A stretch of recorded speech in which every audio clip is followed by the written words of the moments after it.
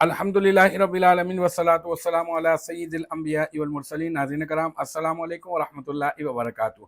ہم پڑھ رہے ہیں جناب مفتی اکمل مدنی صاحب کی صرفی و نحوی تراکیب پر مشتمل مشہور زمانہ کتاب الترکیب، اور ہمارے جو ہے وہ اب تک سبق نمبر 10 تک مکمل ہو چکے ہیں۔ سبق نمبر 11 کا سلسلہ ہمارا چل رہا ہے، اور سبق نمبر 11 میں اب تک میں 12 کلپ جو ہے وہ بنا چکا ہوں، اور اس میں ہمارے تقریباً جو ہے 12ویں کلپ تک جو ہے وہ ہمارے جو قاعدے ہیں، قواعد، اس میں ہم نے 7 قاعدے جو ہے وہ ہم نے پڑھ لیے ہیں، بلکہ 8 قواعد جو ہے وہ ہم نے پڑھ لیے ہیں۔ اس سے پہلے والا جو کلپ تھا اس میں نے آپ کو 8ویں قاعدے کے تحت جو مشق تھی وہ ہم نے کی تھی۔ اب ہمارا یہ 13واں کلپ ہے، اور اس میں ہم لوگ جو ہے وہ ڈسکس کرنے لگے ہیں مفعول بہ سے متعلقہ چند مخصوص قواعد، ٹھیک ہے۔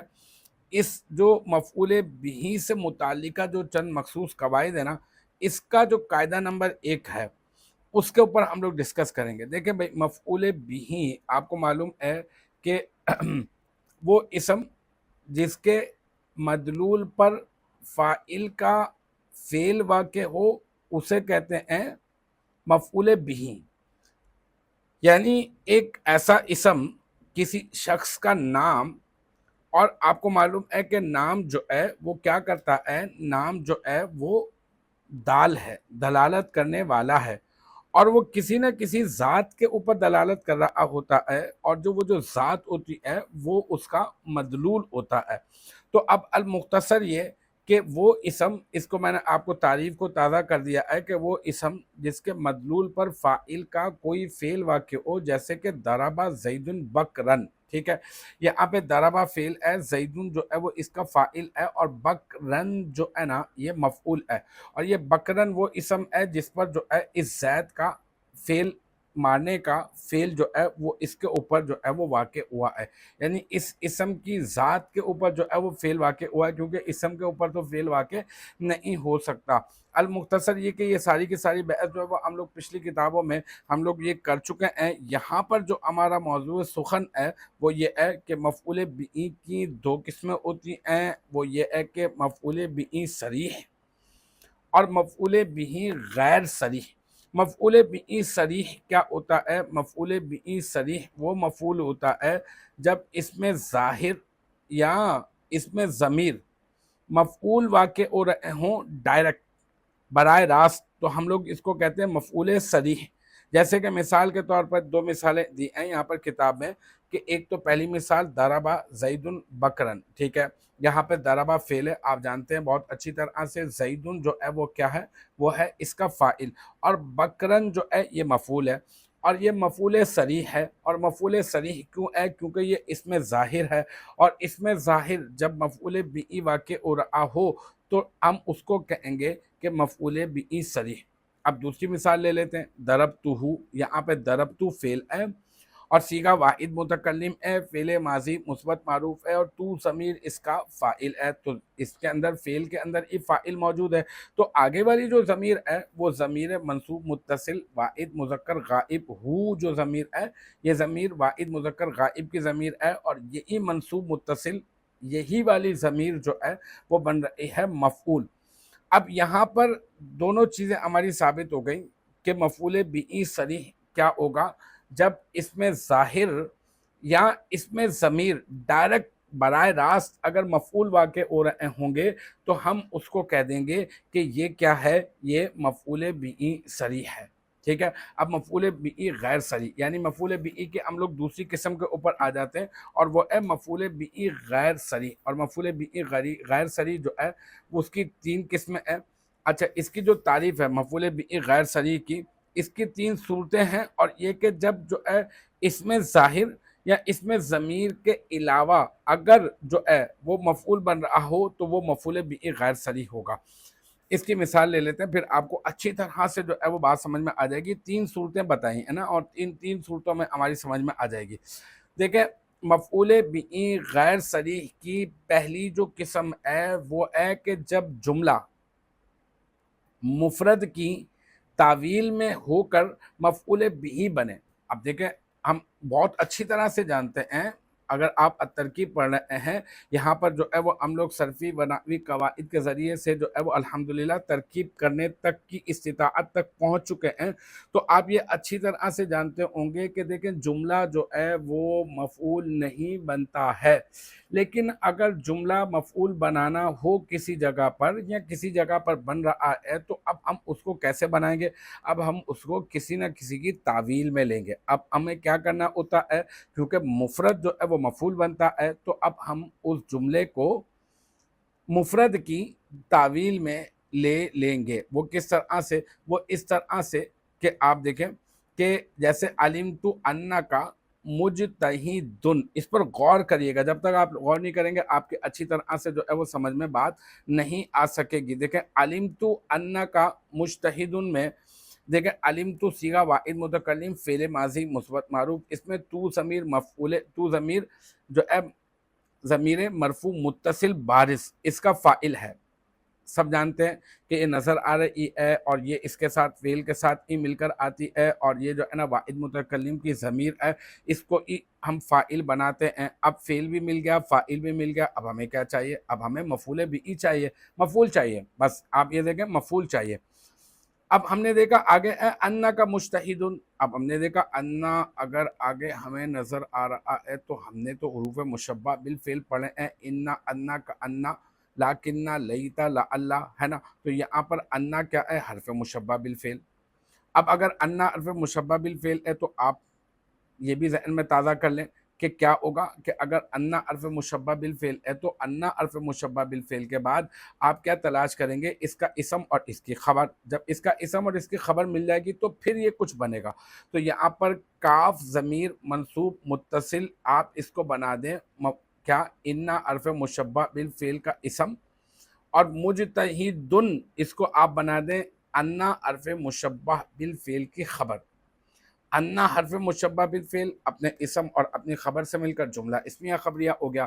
اب جملہ اسمیہ خبریہ ہونے کے بعد اب کیا بنا؟ اب یہ بن گیا علمت فعل کے لیے آپ مفعول تلاش کر رہے تھے، آپ اس کو کہہ دیں گے کہ یہ جملہ انا کا مجتہدن، یہ جملہ اسمیہ خبریہ ہو کر مفرد کی تعویل میں ہو کر یہ بن گیا علمت فعل کا مفعول بھی، پھر علمت فعل اپنے فاعل اور مفعول بھی سے مل کر جملہ فعلیہ خبریہ ہو گیا۔ تو پہلی صورت مفعول بھی غیر صریح کی یہ ہے کہ جب جملہ مفرد کی تعویل میں ہو کر مفعول بنے گا تو وہ مفعول بھی غیر صریح ہوگا۔ اسی طرح سے آ جاتے ہیں نمبر 2 کے اوپر۔ دوسری صورت کیا ہے کہ جب جملہ مصدر کی تعویل میں ہو کر مفعول بنے گا۔ آپ کو یاد ہوگا ابھی شاید 2-3 جو ہے وہ کلپ پہلے ہی ہم نے جو ہے وہ ان کے بارے میں بات کی تھی کہ ان لن کئی اذن، یہ کیا ہوتے ہیں؟ یہ حروف ناصبہ ہوتے ہیں، فعل مضارع پر داخل ہوتے ہیں اور فعل مضارع پر داخل ہو کر کیا کرتے ہیں؟ فعل مضارع پر داخل ہو کر وہ اس کو نصب دے دیتے ہیں، اور انہی میں ایک ہے ان۔ ان کا کام کیا ہوتا ہے؟ ان فعل مضارع پر داخل ہوتا ہے، مصدر کی تعویل میں کر دیتا ہے۔ اب اس تمہید کو سننے کے بعد اب ہم لوگ آ جاتے ہیں اس کی ترکیب کے اوپر، اس جو دوسری صورت ہے اس کی ترکیب کے اوپر، تاکہ بات اچھی طرح سے ہماری سمجھ میں آ جائے۔ ظننتو کا ان تجتہیدہ، اب یہاں پہ ظننتو فعل ہے۔ اب یہ جو ظننتو فعل ہے اس میں جو ہے یہ صیغہ واحد متکلم ہے، مذکر و مؤنث دونوں کے لیے ہے، اور تو ضمیر جو ہے وہ ضمیر مرفوع متصل بارز اس کا فاعل ہے، اور کاف ضمیر منصوب متصل یہ مفعول بھی ہے۔ اچھا یہ مفعول بھی تو ہے، فعل بھی مل گیا، فاعل بھی مل گیا، مفعول بھی مل گیا، تو بس ٹھیک ہے آپ اینڈ کر دیں جملے کا۔ نہیں نہیں ایسا نہیں، بلکہ اب آپ نے آگے ایک اور مفعول ہے، کیونکہ یہ ظننتو جو فعل ہے یہ کیا ہے؟ یہ افعال قلوب میں سے ہے، اور افعال قلوب تو آپ کو معلوم ہے کہ 2 مفعولوں کا بھی تقاضا کرتے ہیں، کبھی 3 مفعولوں کا بھی تقاضا کرتے ہیں، ٹھیک ہے؟ تو المختصر یہ کہ ظننتو فعل کیا ہے؟ 2 مفعولوں کا تقاضا کر رہا ہے، آپ نے ایک کاف ضمیر منصوب متصل آپ نے اس کو مفعول بھی اول بنا دیا۔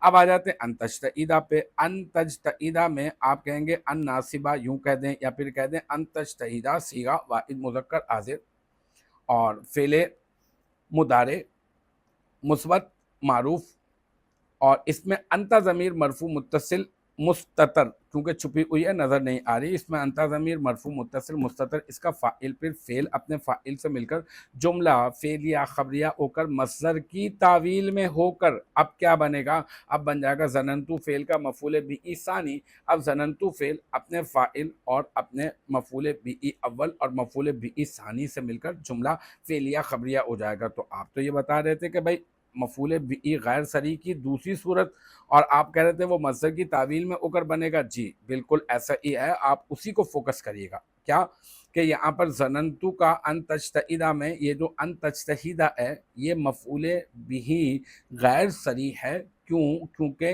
ये मस्दर की तावील में होकर मफ़ऊल बना है। आ जाते हैं तीसरी और आखिरी सूरत पर, मफ़ऊल बिही गैर सरी की। देखिए जब कोई इसम हरफ़े जर के वास्ते से मफ़ऊल बिही बने, अब कैसे?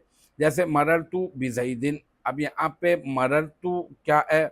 ये मररतु सीगा वाहिद मुतकल्लिम है, फ़ेल माज़ी मुस्बत मारूफ़ है, इसमें तू ज़मीर मरफ़ू मुत्तसिल बारिज़ है। तीनों में हम लोगों ने यही वाली बात की है, तो इसमें तो कोई ख़ास नई बात नहीं है, ठीक है ना? फिर आ जाते हैं बा, यहाँ पर आप ऐसा कह दें कि बा हर्फ़ जर है और ज़ैदिन मजरूर है, फिर जार अपने मजरूर से मिलकर मररतु फ़ेल का ज़र्फ़ लग़्व है, लेकिन यहाँ पर जो ज़ैद है ना ये मफ़ऊल बन रहा है। तो अब इसकी वजह से ये बा हर्फ़ जर के वास्ते से मफ़ऊल बन रहा है, मैं गुज़रा ज़ैद के पास से, तो ये बा हर्फ़ जर के वास्ते से मफ़ऊल बन रहा है, तो इसी वजह से इसको कह देंगे मफ़ऊल बिही गैर सरी।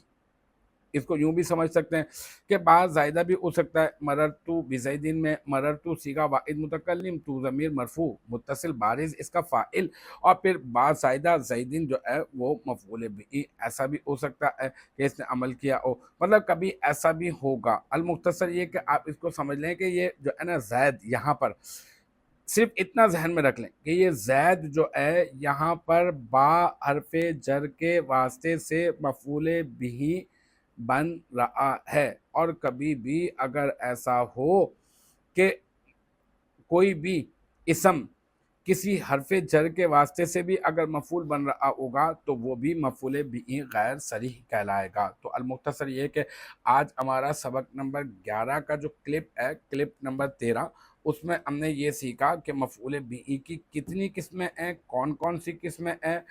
एक मफ़ऊल बिही सरी होता है, एक मफ़ऊल बिही गैर सरी होता है। मफ़ऊल बिही सरी की दो सूरतें हो सकती हैं, जब इसमें ज़ाहिर या इसमें ज़मीर मफ़ऊल बिही बन रहे हों डायरेक्ट, और जो है मफ़ऊल बिही गैर सरी की दो किस्में, तीन सूरतें हो सकती हैं, जब जुमला मुफ़रद की तावील में होकर मफ़ऊल बनेगा, जब जुमला मस्दर की तावील में होकर मफ़ऊल बनेगा, और जब कोई इसमें जर इस इसम हर्फ़ जर के वास्ते से मफ़ऊल बनेगा तो वो मफ़ऊल बिही गैर सरी ही कहलाएगा।